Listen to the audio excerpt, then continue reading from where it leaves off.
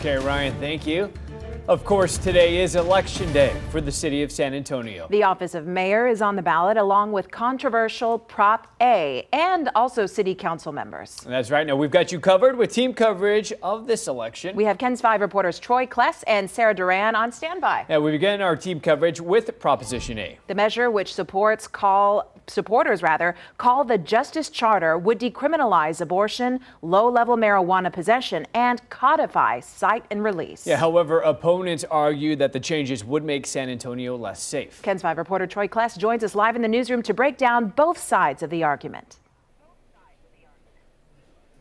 Yeah, well, Alicia, the Police Reform Group Act 4 SA fought to get this measure on the ballot, but the San Antonio Police Officers Association has raised nearly $2 million, for ads to ask people to vote against this measure. So, like you said, it would decriminalize low levels of marijuana and abortion, but the measure would also ban no-knock warrants and chokeholds by police and codify the city's already existing cite and release policy. Now, it would also require police officers to issue citations for low-level crimes. Now, those include low-level drug possession, theft of property less than $750, theft of service for less than $750, and graffiti with damage less than $2,500. It would also require the city to create a justice director position. I spoke with UTSA Political Science Chair John Taylor about the fight on how this has played out so far. Drumming home that same message that Prop A is going to be bad for San Antonio, that it's going to be, we're going to become a crime-ridden city. The pro-Prop A people are making the argument this is about justice. This is about trying to make San Antonio better. They don't have as much money. They do have grassroots efforts.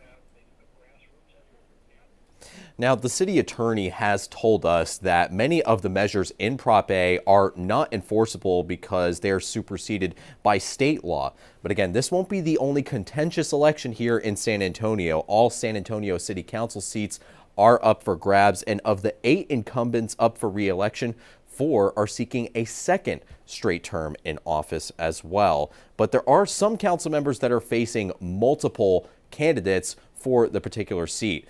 KENS 5 Sarah Duran joins us in the studio to talk about the city council races. Now, Sarah, which district has the most competitors in it right now? Hi, Troy. That's going to be District 2. City Councilman Jalen McKee Rodriguez faces 9 other candidates in his bid for re-election. Another race with a packed field is District 10, where the seat is being vacated by Clayton Perry. In February, Councilman Perry made the decision after he was charged with a DWI. After being briefly suspended from council assignments last fall, Councilman Mario Bravo hopes to secure a second term tonight. The District 1 councilman faces 6 other candidates in that race.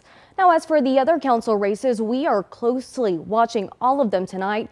According to Elections Administrator Jackie Callanan, turnout has been low today, but more than 106,000 people have cast their ballots during early voting. Now, polls are open, and they're open until 7 o'clock tonight. If you have not cast your ballot yet, there is time and more than 200 voting locations to choose from. Live in a studio, Sarah Duran, KENS 5. All right, clock is ticking a little less than 2 hours. Thank you, Sarah. And Election Day in San Antonio has gone relatively smooth so far, with only a few voting locations having some issues. Voters did report delays at the Collins Garden polling location and Brentwood Middle School location as officials had to troubleshoot technical issues. Both of those issues were fixed within an hour, according to voters. Bexar County Elections Administrator Jackie Callanan said that the county is running 251 voting sites today, so early technical issues are always possible at a few sites. Candidates say that some sites were quite busy this morning. Got back from the Las Palmas Library polling site, and that one is really packed. The County Elections Department says turnout is still slightly lower than expected compared to the last election.